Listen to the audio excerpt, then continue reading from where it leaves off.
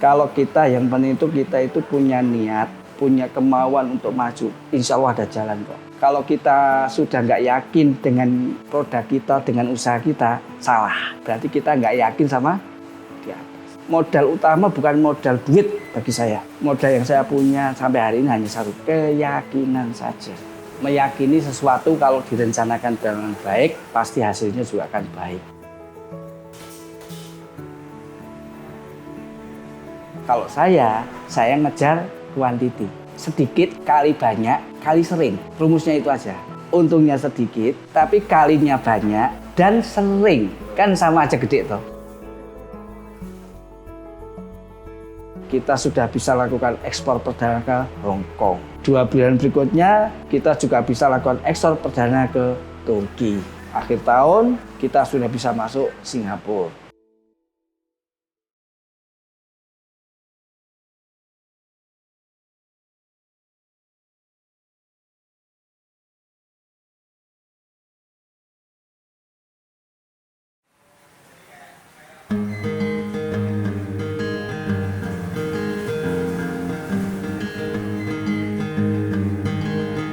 Assalamualaikum warahmatullahi wabarakatuh. Perkenalkan, nama saya Arso. Untuk nama usaha saya itu CV Bolu Ketan Endut yang beralamat di Jalan Raya Nusantara nomor 151 Perumahan Tropodo Dian Regensi, Kecamatan Waro, Kabupaten Sidoarjo, Jawa Timur. Untuk produknya kami sendiri itu hanya satu, dari sejak tahun kita mengawali sampai sekarang cuma satu aja, yaitu It's Me Time Snack. Kalau orang sini bilang keripik brownies ketan, tapi karena kita harus dipasarkan ke luar negeri, akhirnya kita penyesuaian namanya brownies crunchy biskuit. Jadi kita mengawalinya itu pada tahun 2017 pada saat itu, tapi secara woro-woronya di teman-teman di grup di apa itu kita November.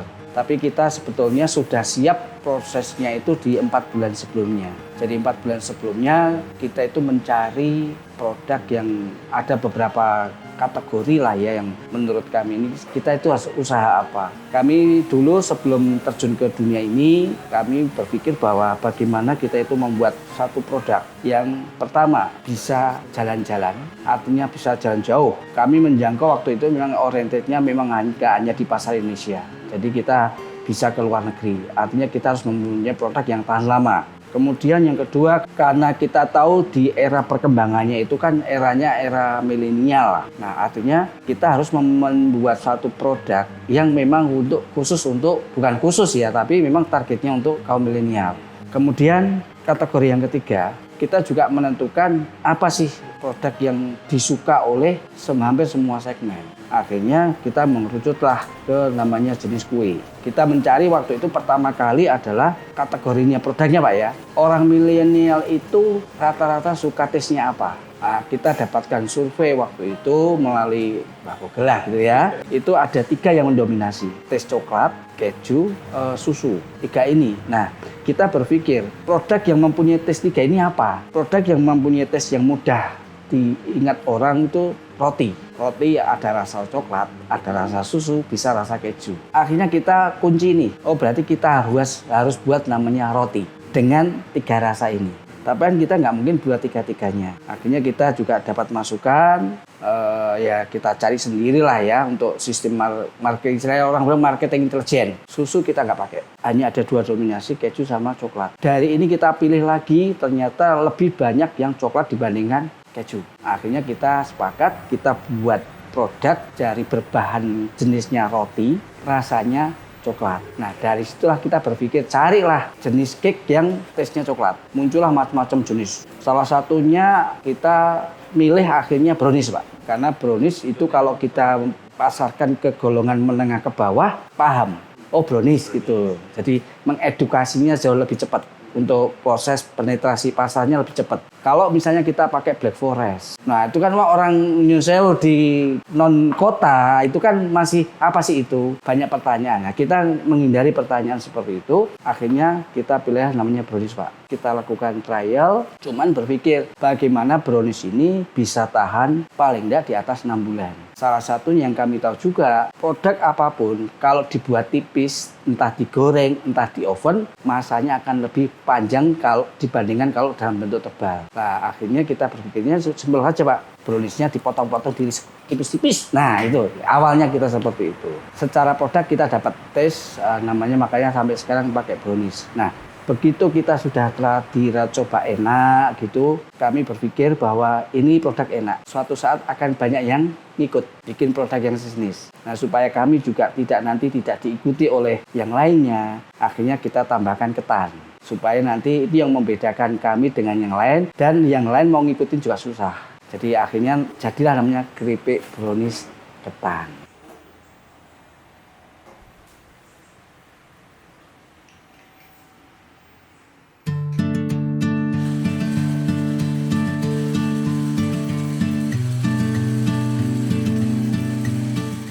Jadi 1 bulan kita trial error, setelah oke tesnya, kita juga kirim sampling sebelum kita lepas ke pasar, kita kirim ke 5 orang chef. Kita meetingin reviewnya dari pihak ahli lidah seperti apa. Kalau lidah saya kan lidah ngawur ya.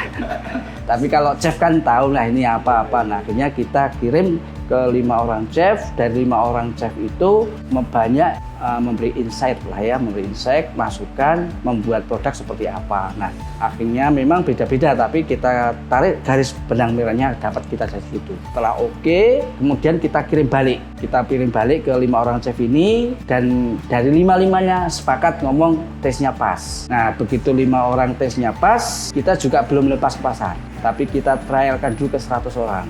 Responnya dari mereka itu seperti apa, tingkat kemanisan, kerenyahan, dan lain-lain kita sudah buat kategorinya lah. Dari 100 orang plus 5 orang chef ini, boleh dikatakan hampir 90% tesnya sudah pas.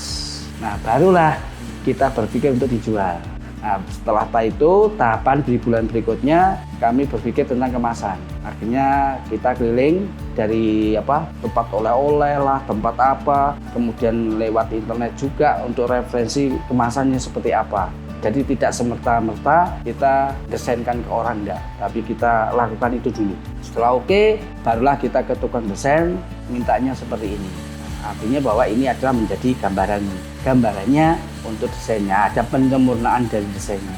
Kita memang UMKM, tapi boleh dong kita ngomong UMKM yang berbeda kan gitu. Jadi kita meyakini sesuatu kalau direncanakan dengan baik, pasti hasilnya juga akan baik. Dan kita dalam proses perjalanan pun tidak akan berpikir tentang ini dan itu. Jadi nanti akhirnya fokus untuk penjualannya akan lari ke tempat yang lain, ke bidang yang lain. Makanya di marketing pun, setelah kita bicara tentang desain, hampir 3 mingguan lah kita tentang desain itu, baru bulan berikut itu belum keluar.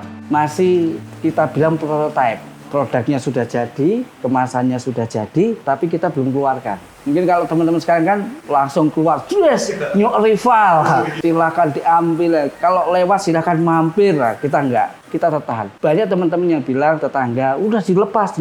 Tapi waktu itu kita masih tahan. Walaupun secara desain kita sudah punya, tes juga sudah punya, kemasan jenis apa kita sudah tentukan, desainnya juga sudah. Bulan berikutnya kita berpikir tentang marketing, strateginya apa yang harus kita sampaikan. Nah, saat itu kita sudah membuat salah satunya yang kita tentukan adalah harga. Jadi harga itu kita buat harga atas, harga bawah. Karena kita yakin kalau penjualannya langsung, kakinya kita terbatas. Kita pengen menjangkau Kalimantan, menjangkau Sulawesi, Sumatera, nggak mungkin saya sendirian. Pasti butuh orang lain. Artinya kita harus menggandeng pihak yang lain untuk memperluas atau menjangkau yang lebih luas lagi. Nggak mungkin saya sendirian harus ke sana. Makanya kita buat sistem penjualan tidak langsung, artinya lewat distributor atau reseller. Nah, dari situ kita sudah tentukan duluan. Jadi harganya pun kita sudah set, harga distributor berapa, agen berapa, reseller berapa, termasuk dropshipper juga berapa kita sudah tentukan. Begitu sudah clear semuanya, sistem penjualan dengan harganya sudah siap, kita pun juga harus mempersiapkan promosinya di awal supaya produk ini langsung gitu kan, gitu pinginnya kan gitu. Akhirnya kita langsung bikin strategi free ongkir pertama kali yang kita genjot. Kita genjot free ongkir, tapi kita juga nggak konyol lah. Nah, nggak ada cerita pengusaha merugikan, nggak ada. Nah, gitu. Jadi kita tetap ada perhitungan, makanya perhitungan selain di harga jual itu banyak yang kita pikirkan. Salah satunya adalah biaya promosi. Supaya profitnya kita dapat, market juga kita dapat.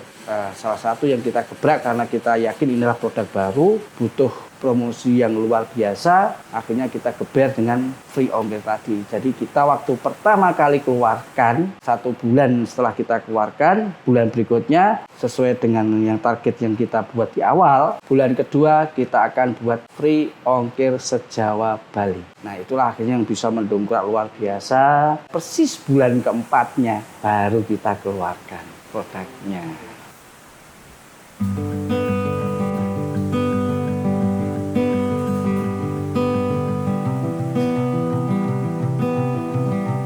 Kalau sekarang kita 15 Pak, dari kita ada level-levelnya, tergantung jumlah pembelian, tapi kita startingnya di 13.000, 13 sampai 15, tapi untuk harga end usernya 17-an, 18.000 end user. Jadi kita ngasih profit sekitar 4 sampai 5 ribuan.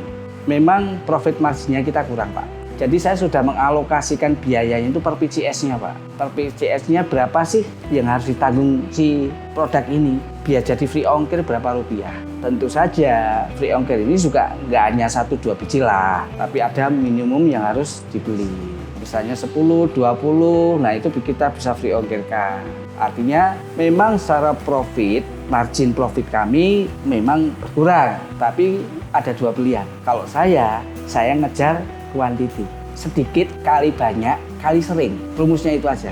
Untungnya sedikit tapi kalinya banyak dan sering, kan sama aja gede toh. Dibandingkan untungnya besar tapi sedikit dan tidak sering terjadi. Kenapa kita pakai perhitungan sedikit kali banyak kali sering? Ini secara merek, secara produk juga akan lebih banyak tersebar ke orang lain. Kita ngambil untung gede tapi yang tahu hanya sak Kabupaten Sidoarjo, ya mending nggak usah. Untung 10.000 misalnya, tapi yang tahu hanya wong Sidoarjo saja. Saya untung 5.000 tapi saya Indonesia Raya, kan mending gitu. Kisahnya itu di awal kita keluarkan itu kapasitas kita cuma 300 PCS atau bungkus per bulan. Begitu masuk di Februari permintaan naik, tapi kita tahan. Ya strategi lah. Kita tahan sambil kita mempersiapkan SDM dan perlengkapannya. Karena pada saat itu kita mengawalinya itu kita menggunakan oven tangkring, oven yang di atas kompor. Pakai itu kita mengawal dan di dapur rumah. Dengan perjalanan di sampai Februari ini kok permintaan mau kita tahan. Karena kita harus beli modal dulu nih untuk beli oven dengan 1000 alasan. Kita juga pengen tahu seberapa besar sih keinginan konsumen ini terhadap produk saya. Kalau kita bilang 2 minggu, mereka mau menunggu atau tidak. Kita pengen tahu responnya dulu. Ternyata mereka masih mau menunggu. Berarti kan produk ini pada saat itu dirasa memang orang itu sangat pengen. Itu menjadi parameter buat kita juga mengukur. Oh berarti produk itu dibutuhkan kok gitu loh. Akhirnya di bulan Februari kita dapat ya alhamdulillah ya, temen itu nawarkan oven, usahanya kolek 500.000 sak loyang komplit semuanya. Ya kita tanpa mikir panjang, kita tadilah berhitung beli oven baru mungkin 3 jutaan, kok dikasih 500.000 ya nggak mikir, ambil langsung. So akhirnya kita sudah bisa menaikkan kapasitas produksinya. Kita di tahun 2018 itu kita bisa bukukan di bulan Mei ke Juni itu kita sudah naik jadi 3.000 Pak, 10 kali lipat dalam waktu berapa bulan Pak ya, kan gitu. Di akhir 2019 kita bukukan 17.000 PCS per bulan Pak. Kalau kita yang penting itu kita itu punya niat, punya kemauan untuk maju, insya Allah ada jalan kok. Kalau kita sudah nggak yakin dengan produk kita, dengan usaha kita, salah. Berarti kita nggak yakin sama dia. Berarti kita itu nggak yakin sama Allah. Allah itu sudah memberikan suatu luar biasa. Kalau manakala kita nggak yakin, ya nggak akan terjadi. Ini saya alami terus, dan modal utama bukan modal duit bagi saya. Modal yang saya punya sampai hari ini hanya satu, keyakinan saja. Selebihnya pasrahkan, udah kasih jalan kok. Pasti kasih jalan. Akhirnya di 2019 karena kita kapasitasnya sebesar untuk level UMKM gitu, dulu di garasi Pak produksinya. Jadi kalau pagi sepeda motor dipinggirkan, nanti jam 5 sore oven yang dipinggirkan gantian. Begitu sampai tahun 2020. Akhirnya di tahun 2020 kita bisa pindah ke sini. Pada saat sebelum Covid kan itu kan. Nah, begitu Covid bingung lagi. 2019 kita karena produksinya tinggi, kita sempat dikunjungi dari Kementerian Perdagangan. Dari dinas-dinas akhirnya berkunjung ke tempat kita. Dari situlah kita mindset-nya dirubah untuk berorientasi ekspor. Nah, di 2019 inilah kita mulai berpikir bagaimana produk kita itu harus bisa ekspor. 2020 akhirnya kita bisa pindah ke sini, yang dimana salah satu persyaratannya adalah tempat produksi terpisah dari tempat tinggal. Nah, akhirnya kita bisa di sini, tapi masih berupa rumah. Di tahun 2020 dari Badan Standarisasi Nasional (BSN) datang ke tempat kami, lihat kondisinya dan lain. Akhirnya saya difasilitasi untuk sertifikasi SNI dan HACCP. Padahal itu biaya 60-an juta lah, kira-kira segitulah. Makanya model yakin aja Pak. Akhirnya di tahun 2020 kita dapat arahan dari Badan Standarisasi Nasional bagaimana tempat produksi yang standar internasional dan juga bagaimana membuat produk yang berkualitas internasional. Akhirnya kita maju terus. 1 tahun kemudian di tahun 2021 kita sudah terima sertifikat SNI dan HACCP. Kita terima di bulan Maret, bulan Mei kita sudah bisa lakukan ekspor perdana ke Hong Kong. 2 bulan berikutnya kita juga bisa lakukan ekspor perdana ke Turki. Akhir tahun kita sudah bisa masuk Singapura. Tahap karena kapasitas gudangnya sana tidak mencukupi, jadi kita per satu kontainer. Waktu itu memang pemintanya kan waktu ke Turki itu kan 3 kontainer, tapi gudangnya nggak mencukupi, akhirnya cuman per kontainer gitu. 1 kontainer itu kalau 20 feet di tempat saya itu kurang lebih 26.200 BCS.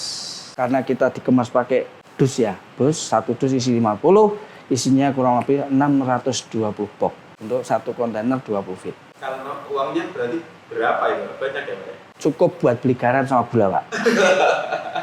Soalnya kan kalau kita makan sayur kalau nggak ada gulanya ya nggak manis, nggak enak, nggak ada garamnya juga nggak enak. Jadi cukup buat itu aja.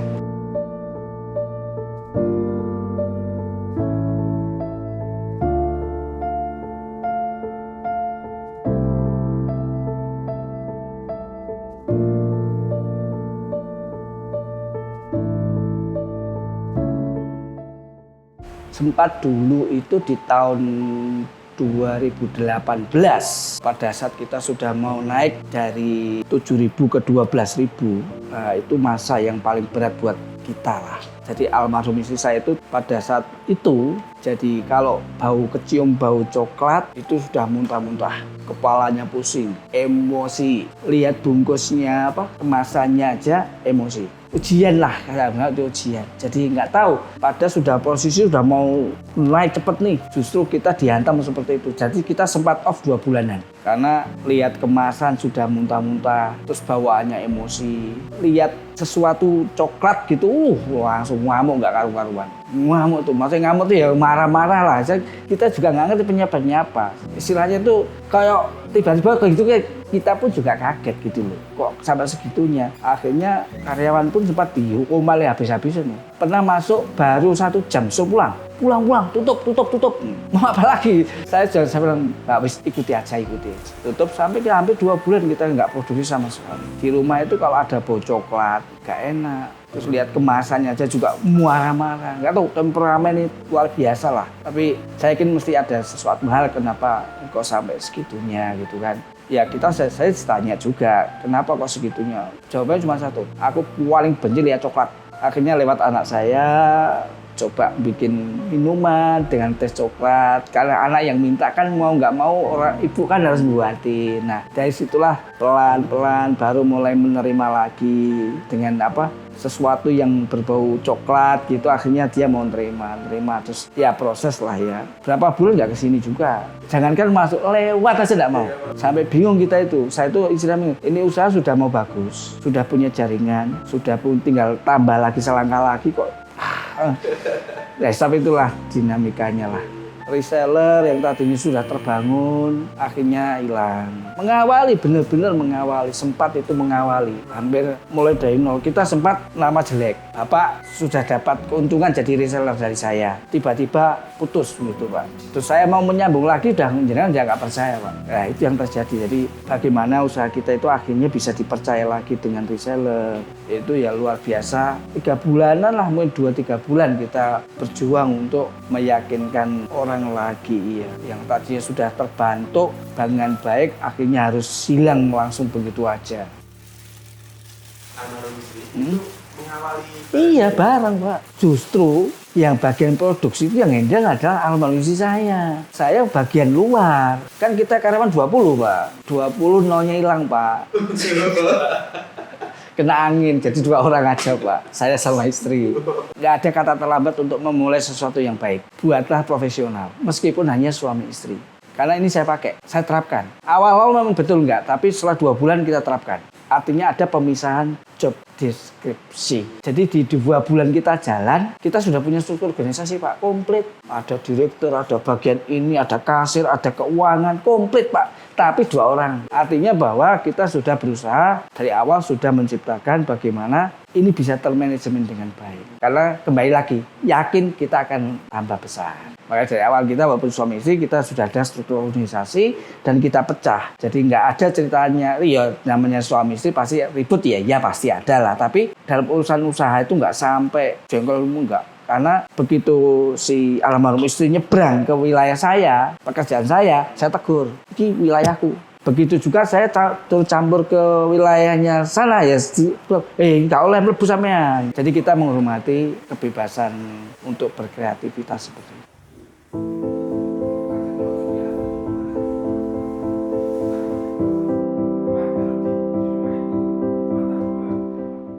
Ya namanya orang hidup tuh pasti ada nggak enaknya juga ya. Ya kita juga pernah berurusan dengan kartu kredit ya pernah. Didatangi kolektor, iya sering.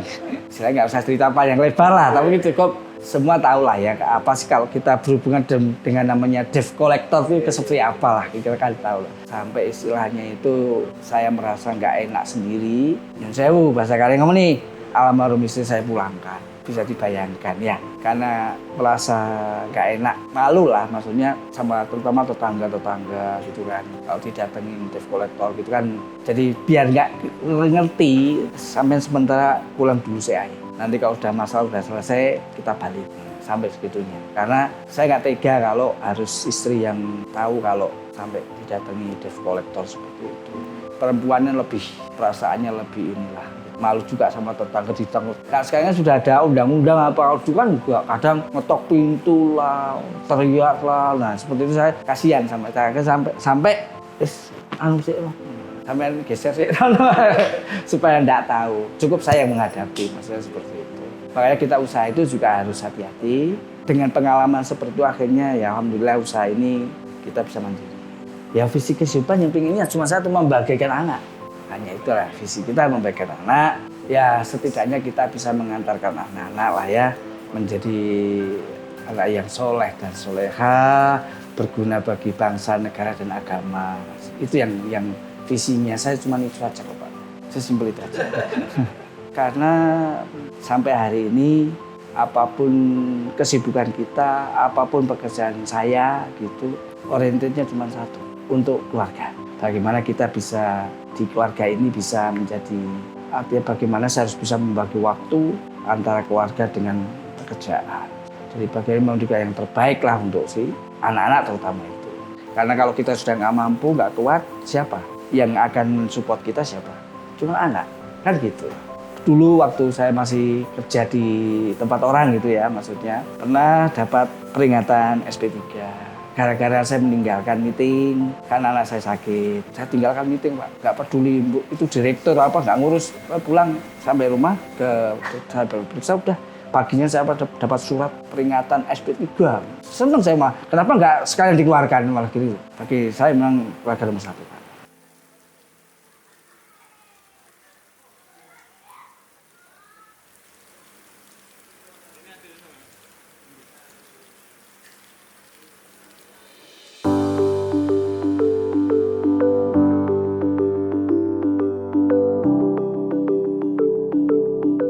memang saat ini saya juga dimasukkan lah ya di bagian daripada Expo Center Surabaya, di mana saya diamanain di Expo Center Surabaya ini menjadi salah satu tenaga teknis, kalau orang bilang tenaga ahli di bidang akses pasar dan promosi ekspor. Expo Center Surabaya ini merupakan kepanjangan dari Kementerian Perdagangan. Jadi kita kerjasama dengan GPI atau Gabungan Perusahaan Eksportir Indonesia dan Dinas Perindustrian Perdagangan Jawa Timur. Kami tenaga teknis ada 3 orang, ada di standarisasi produk, ada di prosedur ekspor, dan terakhir saya di akses pasar dan promosi ekspor. Seperti itu. Jadi memang banyak, setiap kita keliling ke beberapa kabupaten dan kota itu memang harus ada lah ya pembinaan yang lebih. Kalau memang Indonesia itu pengen UMKM-nya itu mendunia lah seperti itu atau bisa ekspor, itu memang harus ada pembinaan-pembinaan lagi bagaimana supaya kualitasnya itu bisa sama dengan produk yang di luar.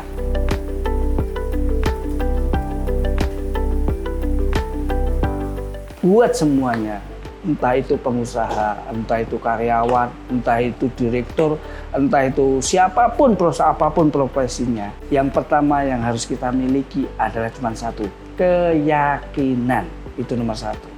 Karena kalau kita sudah nggak yakin apa yang kita usahakan, kita nggak yakin yang akan kita kerjakan, berarti kita nggak yakin dengan yang di atas. Dalam ini karena saya Muslim, berarti kalau saya nggak yakin, berarti saya juga tidak yakin dengan Allah SWT.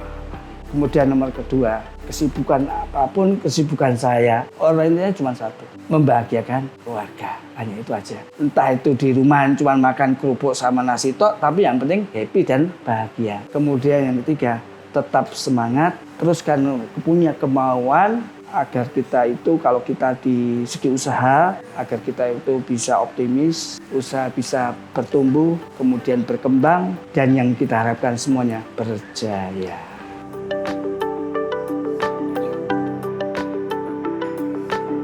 Saya Arso dari CV Bolu Ketan Mendut dengan produknya It's Meat and Snack. Mengucapkan terima kasih banyak, tetaplah semangat dan teruslah belajar agar bisa terus bertumbuh, berkembang dan berjaya. Terima kasih, kurang lebihnya mohon maaf. Wabillahi taufiq wal hidayah. Wassalamualaikum warahmatullahi wabarakatuh.